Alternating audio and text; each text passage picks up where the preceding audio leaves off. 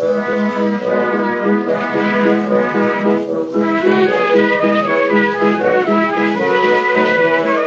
to Loremen, a podcast about local legends and obscure curiosities from days of yore, with me, Alasdair King. And me, James Shakeshaft. And James, do you believe in ghosts? Well, depends what you mean definitively by ghosts. Okay, let me put another question to you. Do you believe in psychic powers? Depends what you mean. Okay. Do you believe in Scottish people? Again, it depends what you mean. All right, well, put on some socks, James, because I'm about to knock them off. What? My tale for you this dark evening is the story of Ada Freer and the island Seers.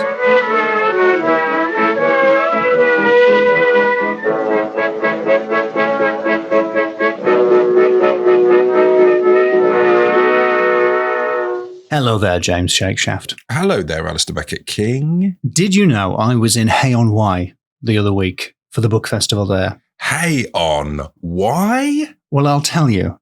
I am a published author. Have I written a book? Yes, I've written 4, actually, as the listener should know by now. Whoa, at the time of recording? Yeah, 4.5. Halfway through the 5th one.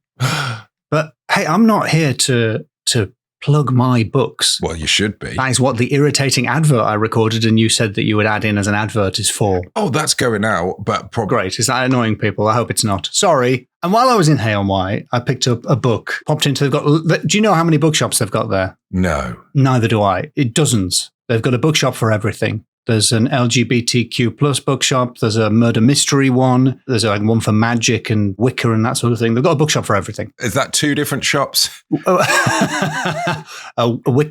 Okay. Wicca. Okay.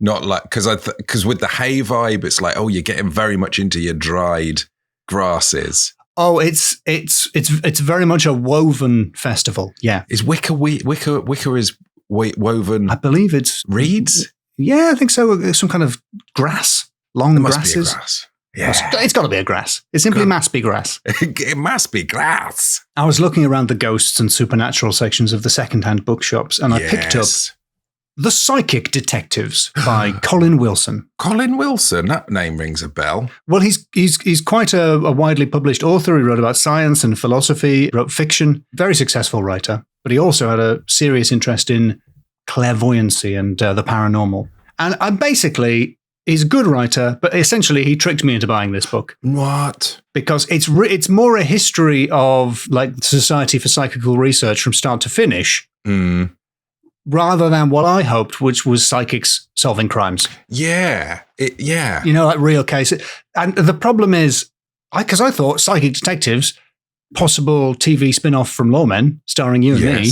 Absolutely. What would your catchphrase be? Well, can I have the simply blank be blank that rhymes, or have you now? So an adaptable catchphrase that applies to each episode. Yeah, so like a format of catchphrase. Yeah. All I can come up with for a Psychic Detective is, well, what will be going on here then? Oh, that's nice. But I actually think the line is, what's all this about, which isn't time-based. So I don't know. The problem with the book... What's going on here then? What will be going on here then? Yeah, I think that's fine. What will be going... It works. Commission us. Psychic Detectives. The streaming platforms. Come on. Yes. Come on. Gatekeepers. Stop keeping that gate. Stop saying who goes there, friend or foe. It's me, TV's Alasdair King, and the internet's James Shakeshaft. Yes. I'm a bit I've flicked onto the Colin Wilson Wikipedia page, and I'm a bit stuck because I've just seen that when he left school at 16, Colin Wilson's interests were switching to literature, and his discovery of George Bernard Shaw's work, particularly Man and Superman, was a landmark. And I just can't help but think that Man and Superman were the same person, but the man just had glasses on. I think someone was pulling the wool over George Bernard Shaw's eyes. Well, he looks completely different. Hello. Oh, I was looking for Clark. I was looking for Clark Kent. Could you dress? Oh, it's Superman. It's Superman dressed in a reporter's clothes. I think we've done impressions of George Bernard Shaw on this before. He did speak like that. Yes. That isn't offensive. Yes. That is what he sounded like. It's simply George Bernard Moore be George Bernard Shaw. It really works as a catchphrase. Let's keep that. So the problem with this is psychic detection in real life is someone commits a really horrible crime, the likes of which we don't really deal with on Loremen, and then later on a psychic goes, I see a figure of a man, and then it turns out a man did do the crime. So that's kind of like, it's really not very much fun. But the book did introduce me to one Ada Goodrich Freer. Who was herself a psychic, and she wrote many books in the late 19th and early 20th centuries, and one of those books was The Outer Isles. That's usually dairy and fruit and veg, and sometimes booze? Of course, this is The Outer Isles in the sense of small islands. And the book was written in 1920, and it has several accounts of second sight in the Scottish Highlands and Islands. Is it like Lion-O with sight beyond sight? I don't get that. I don't like Thundercats. Sorry, didn't get Thundercats. Sorry, didn't really. You're a like He-Man purist. Yeah. Wow. It's simply May Skull be Grayskull. So the Highlands of Scotland and the Islands, as you and I well know, are known for people with the second sight. And now I'm going to share the stories of a few Scottish seers with you. But first of all, have you ever made a frith, James? Made a frith? Have you ever made a frith? No, I don't think so. No, correct answer. You probably haven't. Is it a type of little river? No, it's not. That's usually a good guess. Damn. It's a method of divining the future or finding something that was lost. Simply Mrithby frith. So if you have a question that needs answering, you make a frith, which is you say a Hail Mary, and then you walk Dessel around your house. Sad? Well, I don't know if I'm pronouncing Dessel correctly, but it is a direction. Oh, okay. Not like shortened from desolate. So it's sad but on time. It's clockwise, but before clocks. We had that direction, but we didn't know what it was called. Hey, that's a really great point, Alasdair Beckett King. Sunwise was the direction, because in the Northern Hemisphere, that's the direction the sun travels in the sky. So if you follow the sun around a house, you're walking clockwise around a house. Oh my God. Yeah. Do clocks go backwards in Australia now? Probably. Time is actually moving backwards in Australia. That might have been satirical. I don't know. If that was really good bit of satire about Australian politics, let us know. Well, it is. They do have winter when we have summer. Yeah, they do, don't they? If anyone is in Australia, please have written in about whether time's going backwards there. If anyone was in Australia. Yes. Please be going to write in. So it's a very lucky direction to travel in Scotland. Dessel, sunwise, clockwise. So what you do is you say a Hail Mary. You walk clockwise around your house, and then when you get back to your doorsill, you quickly make a circle with your fingers and thumb, and then you look through it. All right. And what you see is kind of the answer to your question. I don't know if you're supposed to see the thing you were looking for, or if you see something that is a hint, but they've all got different meanings. So if you happen to see two little straws crossed, making a sign of the cross, that would be good luck. Right. A man standing up, that's good luck. A woman standing up, very bad. Oh, no. Those are the only ones I know. Straw, man, woman. Yeah. The three major food groups. Yeah, straw and a cross, man or woman. Yeah, the three genders. A quick sidebar, just because I ran into this guy while I was reading Ada's book. One of the people she quotes is the writer Martin Martin. It's simply Martin B. Martin. Because that is just his English name. His Scottish name is Martin McGilly Martin. Much more sensible. He seems to not to have been particularly into folklore. I had a quick look at his book, A Description of the Western Isles of Scotland from 1716, and I just read one tiny thing, which is a little story from Burera, which I think might be Burere or Burere. I said the same word the same way both times there. Yep. Don't know how to pronounce it. It's a tiny uninhabited island in the St. Kilda archipelago, way off the northwest coast of Scotland. I think St. Kilda's in Australia as well. Probably. It's so far away from Scotland. How deep does this rabbit hole go? All the way to Australia? Apparently a Captain Peters, who was a Dutchman, was forced onto Burera by a storm, and he then offended the locals by building a cockboat on a Sunday. And I just... That ties him very nicely to last week's. I know, nautical folk, you've really got to sort this out because there's very little difference as far as I can tell between a cockboat and a pinnace. I think a pinnace was carried on a ship, whereas a cockboat was towed behind. That's as far as I can tell is the only difference between them. Come up with a different naming system. Imagine having a cockboat and a towed behind. It would offend the locals.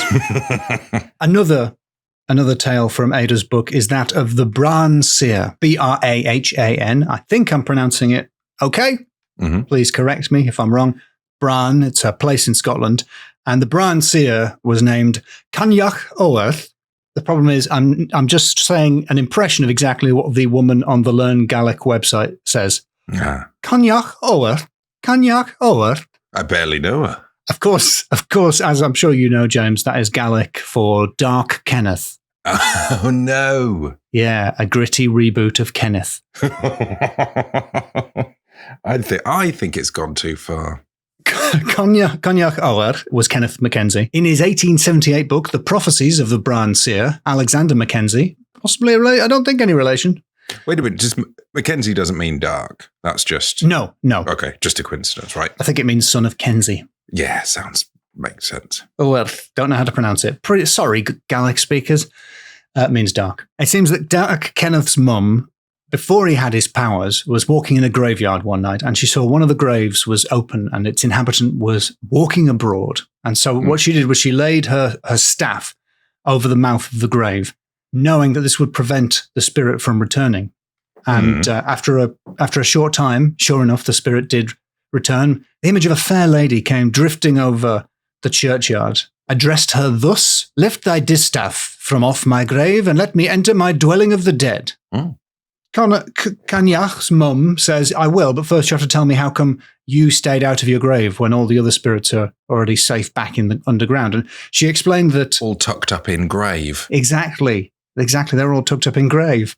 And she explained that presumably, I think, they're visiting their relatives, but she was a Norwegian princess, and so she had to go all the way to Norway. And so it took her a bit longer to get back, which is quite sweet, really. That's fair enough. And she said to the woman, "In remembrance of me, and as a small reward for your intrepidity and courage, I shall possess you of a valuable secret. Go and find in yonder lake a small, round, blue stone, which give to your son, Kenneth, who by it shall reveal future events." So that, according to one source, is how Dark Kenneth got a hold of his magic stone. And in that version, it's blue, but in other accounts, it's a stone with a hole in the middle of it that he held up to one eye. Like a hag stone, yeah. I've trained my kids to look for hag stones on the beach now. And so you should. Very proud. So they can gain psychic powers. Oh, you want to be careful because by holding it up to one eye, he permanently lost sight in that eye. Oh, God. Through the stone, he was able to see the future.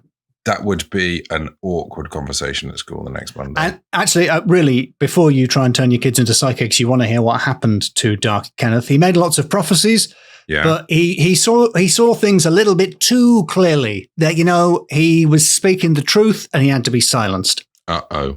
There's a couple of different versions of it. In one case, Lady Seaforth asked him what her husband was up to while he was away in Paris. And he was like, "Yeah, it's not important. You don't really want to know." And she was like, "No, please tell me what he was up to." And he told her that, what he saw, what her husband was getting up to on his own, boys' weekend in Paris. And she wasn't very happy with that.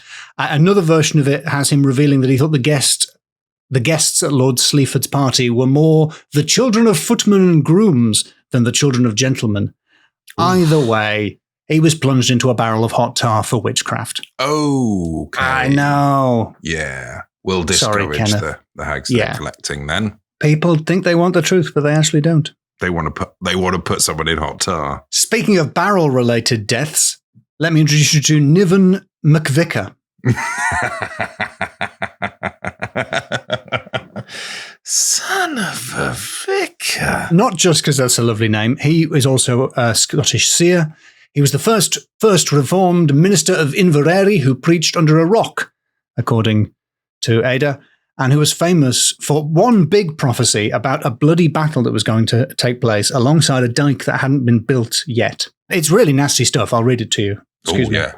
A man born with only one hand would hold 3 king's horses, and so great would be the slaughter that people would walk dry-shod on the bodies of the slain across the ford, that the ravens would drink their full of man's blood, and the river would run with blood.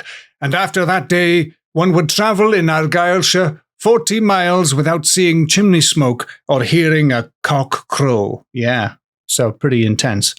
What's the chimneys got to? I got confused about the chimneys. I think there's just nobody there. I think the area was so cleared that there'd be no chimney smoke. And for some reason, the cockerels have been killed as well. Oh. Or they've just fled, seeing their chance. Just so scared. Or they're just keeping quiet. Yeah.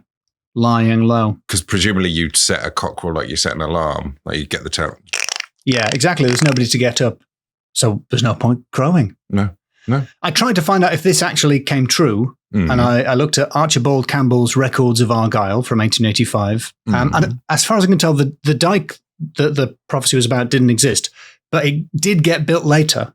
And there's a ford not far from Inverary Castle, which became known as Athnan Lan, or the Sword Ford, because it seems to be around the site of Garran Bridge near Loch Dhu. But I can't quite understand how that happens, that you're building a place and you're like, this sounds like the place from that prophecy where that horrible tragedy is going to occur. So let's name it after the thing that is going to happen. Anyway, it's very confusing. Yes, it is. But one of his prophecies did definitely come true in a kind of 17th century, maybe Final Destination, maybe style death. Ooh. So the Marquis of Argyll said to Niven the Seer, "What death shall I die?" And Niven told him that he was going to be beheaded. Be beheaded? He was going to be beheaded. I'm not sure I said the right number of B's there.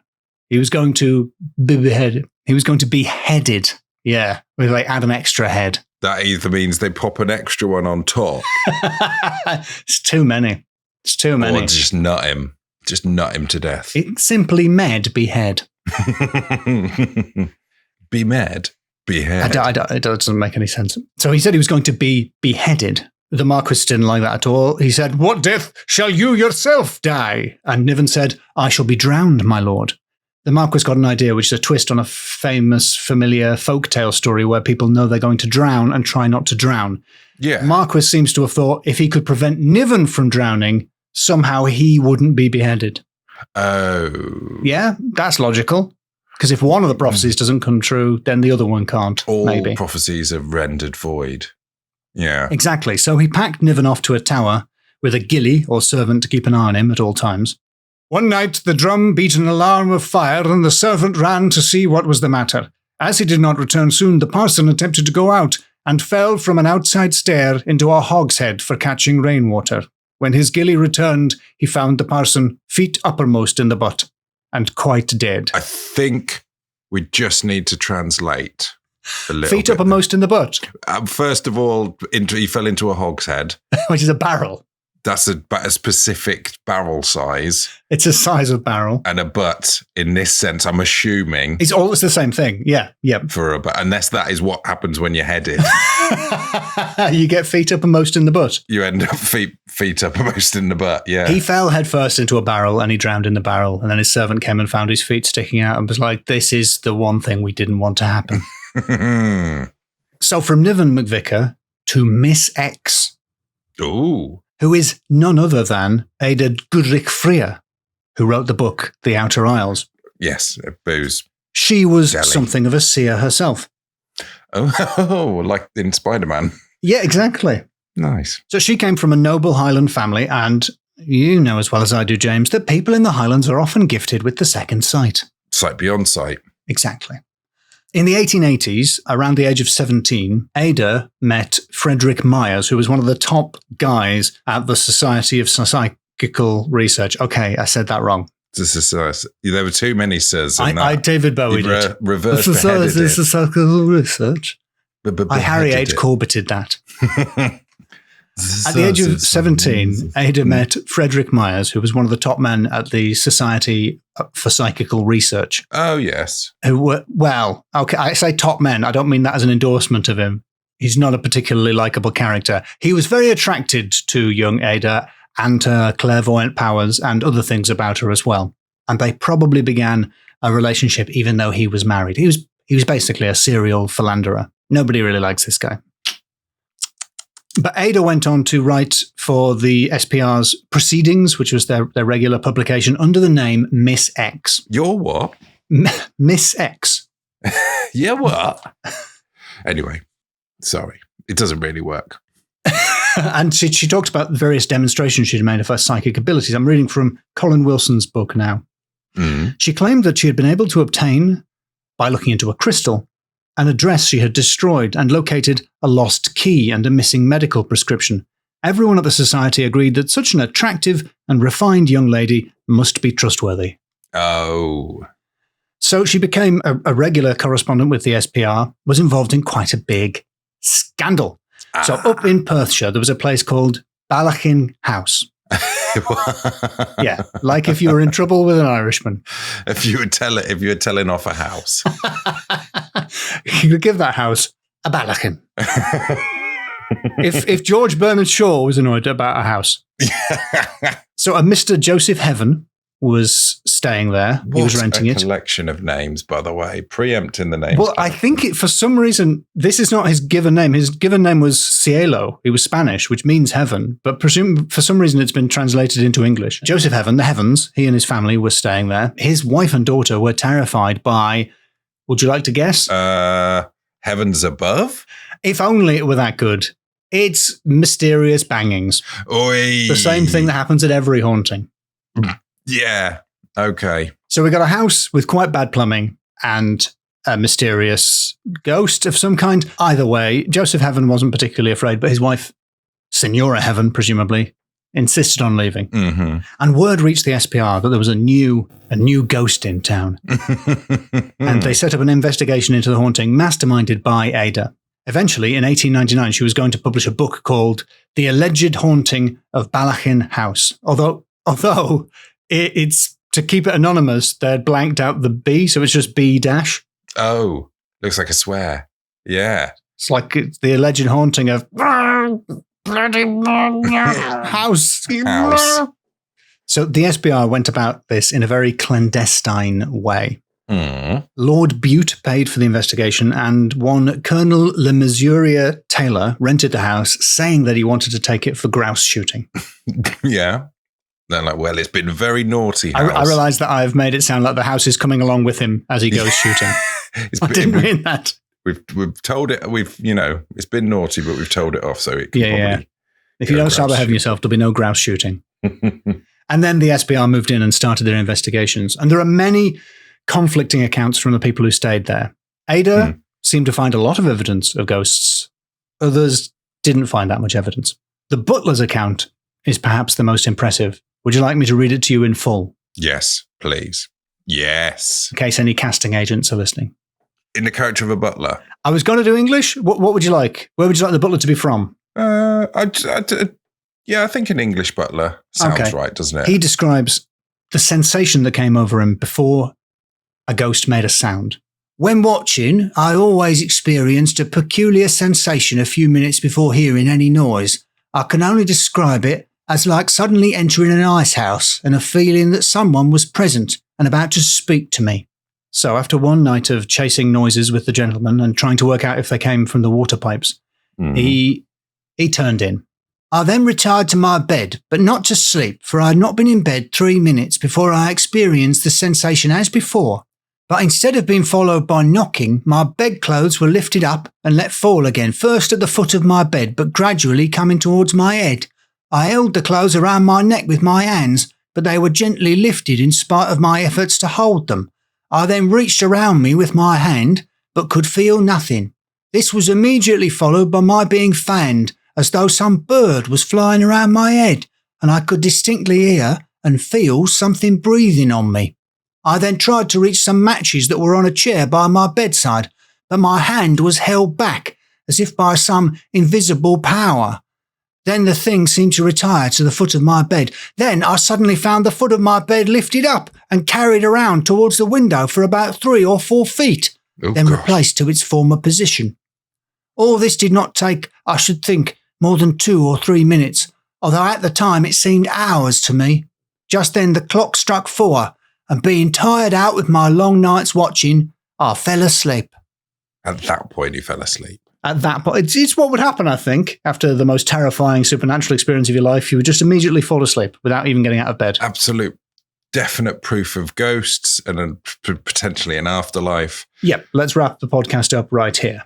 Done. So did you just slow a gavel down, James? Yes. I just bumped a laptop charger. Okay, all right. Was it a ghost? Good. Let me have a nap. You're immediately honk-shoeing. Yes. So, still, it's a pretty scary account, even if I am a little bit skeptical of it. But before Ada could publish her book, the scandal broke out. One of her guests, a man named J. Callender Ross. J. Callender Ross? J. Callender Ross. I don't know what his first name was. Okay. We can only assume his full name was Joey Chandler Ross. Yes. He wrote a letter to the Times, basically saying that the whole thing was nonsense. He'd been there. The house wasn't haunted. It was all Ada Freer's doing. And it didn't even have a reputation for being haunted among the locals. It just had a reputation for housing Roman Catholics. Right. Which are not ghosts. But yeah, I think that's like a big joke. It's like, it's not even ghosts, just Roman Catholics. Hilarious late 19th century gag. I suppose like popes with all the clothes, they got a bit of a ghost vibe. They might. You could easily mistake it. I don't think anyone was saying the Pope was there, James. But yes, you could Pope or ghost. Possible segment on a quiz show. Yes. What about a ghost pope? So the owner of the house was quite understandably upset to discover the house had been rented under false pretenses because nobody wanted to rent a house that was reputed to be haunted.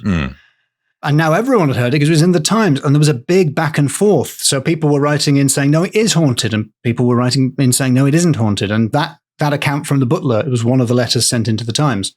So the SPR was very embarrassed by all of this. One of the scandalous things being that Myers had been staying at the house with a young woman who wasn't his wife or Ada, just another young woman. So they were keen, the SPR was keen for it all to just sort of go away and nothing, not to say anything about it. But in spite of that, Ada went ahead and published the alleged haunting of house. And went on to write many other books, including The Outer Isles. And she eventually went to America and married a German American and died in 1931 at the age of 56. Oh. And 74. Wait, what? Yeah, what's that? What's that coming over the horizon? Is it a twist? Yeah. Is that a twist, James? I think so. Yeah, flipping right. It's a twist. Yeah. Her death certificate said she was 54, and her husband believed she was 2 years younger than him. In fact, she was 74 and was 16 years older than him. What? Yeah, this sounds like a case for the psychic detectives. Yeah. Which one of you mugs is a ghost? I'm now imagining it more like the Sweeney. Yeah. They're tough detectives. Yeah. They're not like, Extra sexy police, ESP. And just driving around in the 70s.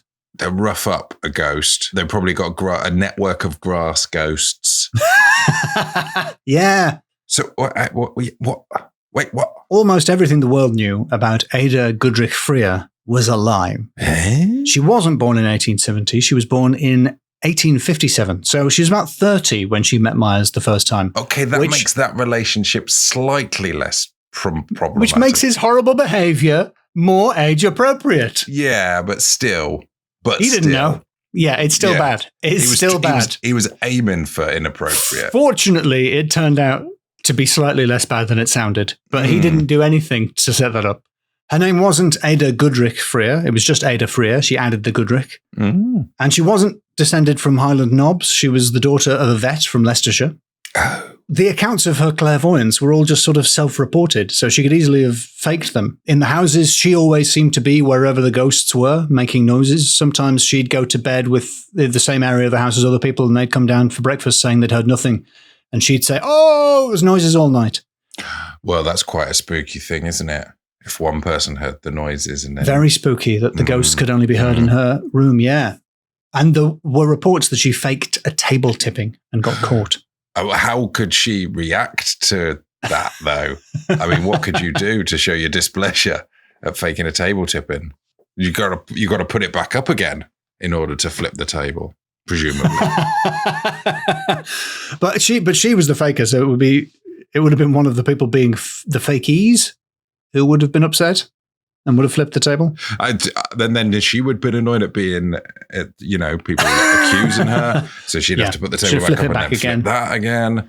And then someone's just annoyed at the table getting flipped the whole time. So they're going to have to reset it and then... Can we stop flipping tables? He says, flipping a table. This Balakin table. And I think perhaps the worst thing I've read that she did, most scandalously of all, her reports into Scottish folklore that she wrote for the SPR were plagiarised from unpublished research that she had borrowed from a Father Alan MacDonald. Father Alan Donald, son of Donald. Yes. Whoa. That's confusing lineage. For what he was father, he's a vicar. He's the Father Alan, the son of the Donald. He was a vicar and an amateur folklorist in Scotland. Ah. People were quite upset when they discovered she'd just been publishing his research. Yeah. His research? I never know which one to say.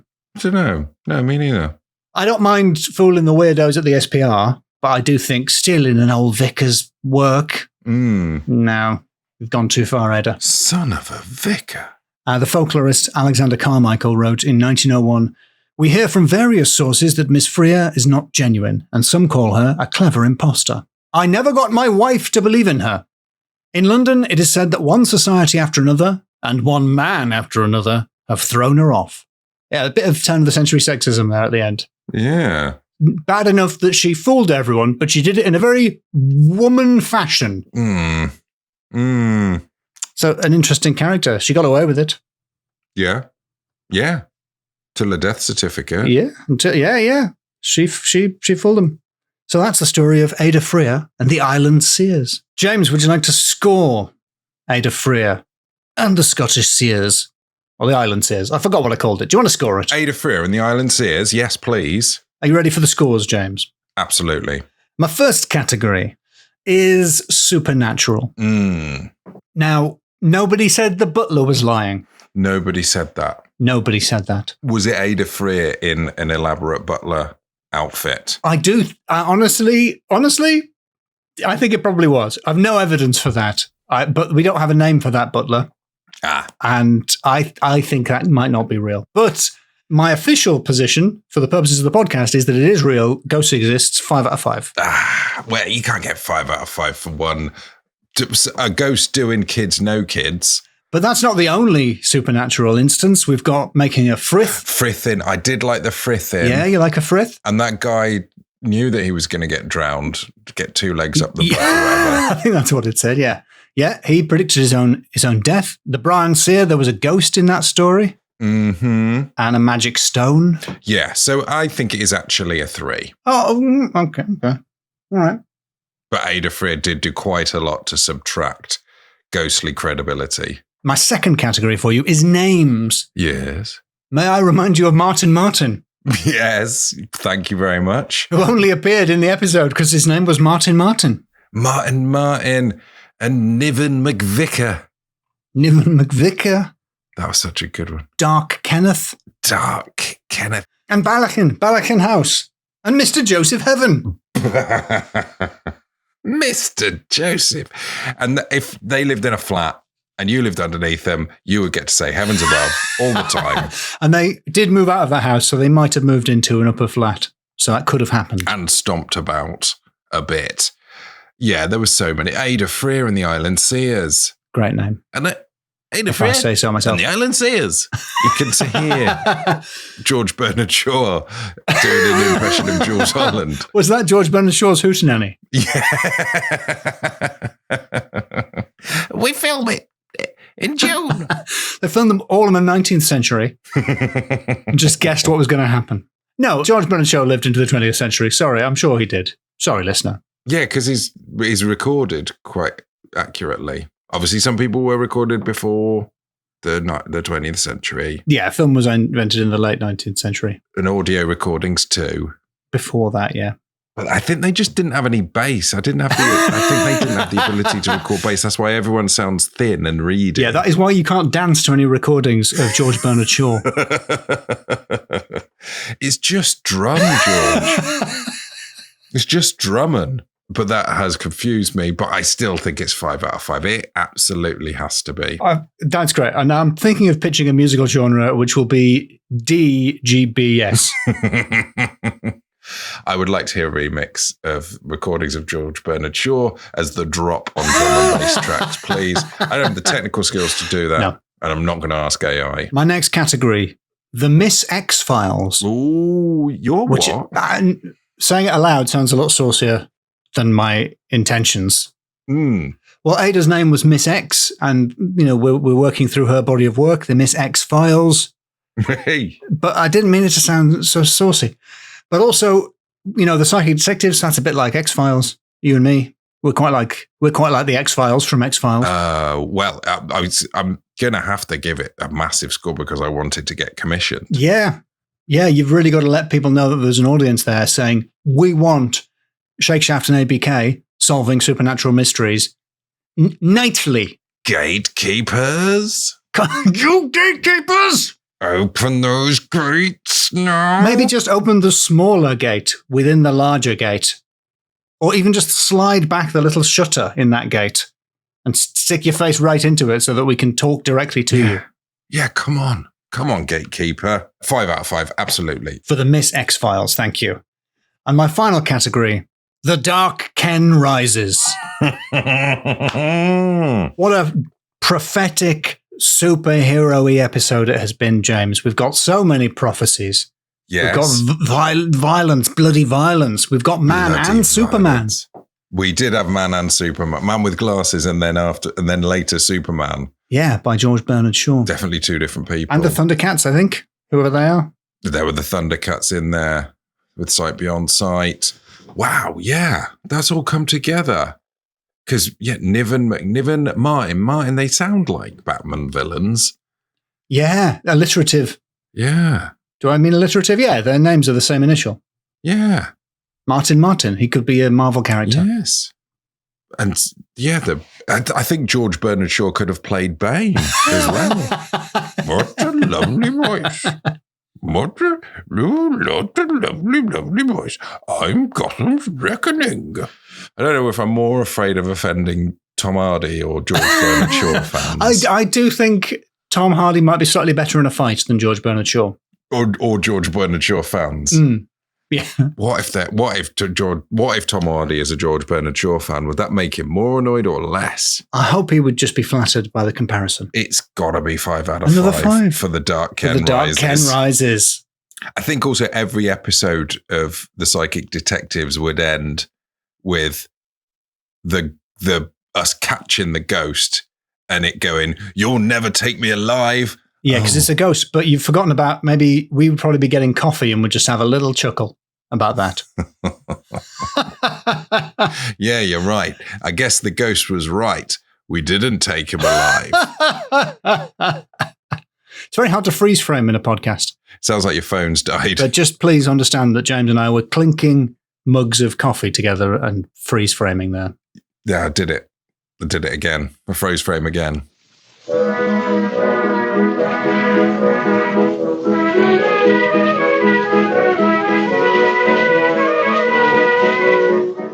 Well, there you have it, James. Proof, if proof be need be. But if you do want to hear some of the stuff that was no doubt cut out, definitely an offensive Scottish joke by me. Some of it will definitely have been cut out. Then please join us at patreon.com/LoremenPod. And you can also get access to the Lawfolk Discord.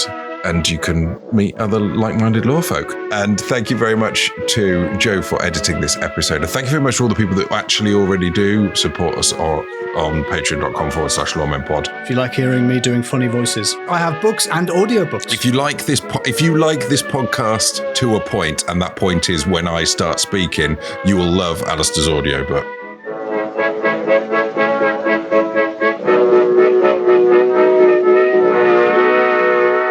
Did you see in the Discord people were sharing a life hacks from The Guardian, one about cleaning a sieve? Did you see that? Cleaning the sieve? Yes. And the life hack was put it in the dishwasher. It's not a life hack. That's an appliance.